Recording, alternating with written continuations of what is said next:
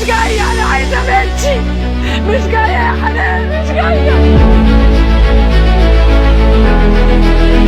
أنا عايزة بنتي. محمد طول الليل يضرب في بنتي. يا ناس، يا هو طلعت عافية. هو بيموت يا ابني امبارح، بيموت فيها.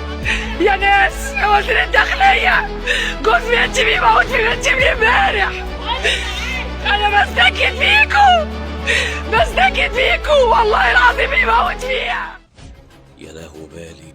اتصلي بالنجدة، هيجولك هوا مش هياخدوا 10 دقايق، او اطلع على الاسم هيطلع معاكي ظابط من الاسم واتنين امناء. هو ليه كل واحد عايز يعمل محضر بقى بينشد وزارة الداخلية من خلال التليفون؟ هي وزارة الداخلية قفلت الأقسام ولا ايه؟ وبعدين ليه كل مشكلة لازم تبقى قضية رأي عام؟ مشكلة بين بنتك وجوزها، حضرتك لو الموضوع تطور قوي تروحي القسم تعملي محضر، تتصلي بالنجدة يجوا ينجدوكي، انما تطلعي التليفون وتبقى قضية رأي عام، وعم محمد بقى بتاع الشاي يفتي برأيه وده يفتي برأيه وده يقول لك، وتجيبي في الاخر الواد اعدام وتبقى مشكلة سطحية كده، حاجة بين الواد وبين بنتك، وفي الاخر خالص بسبب اللي حضرتك عملتيه تجرجري الواد في المحاكم حتى لو هو مذنب. طب ما انت حضرتك اطلعي على الاسم على طول، لزومه ايه التصوير؟ بالله عليكم يا جدعان كفايه تصوير، كفايه بقى تصوير مشاكل بقى، يعني كل واحد عنده مشكله يقفل عليها وهي هتتلم بسرعه. كفايه احنا زهقنا والله، الارشيف بقى مليان قوي.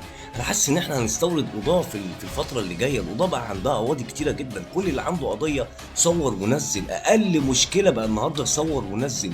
كفايه بقى، حتى بقى شكلنا وحش. المشكله الصغيره اللي قد كده اللي لو اتحلت في قعده صغيره لو طلعت للناس مش هتتحل، لان كل واحد هيفتي برايه، وكل واحد هيبقى ليه راي، وكل واحد هيقول من وجهه نظره، فبالتالي المشكله مش هتتحل وهتكبر.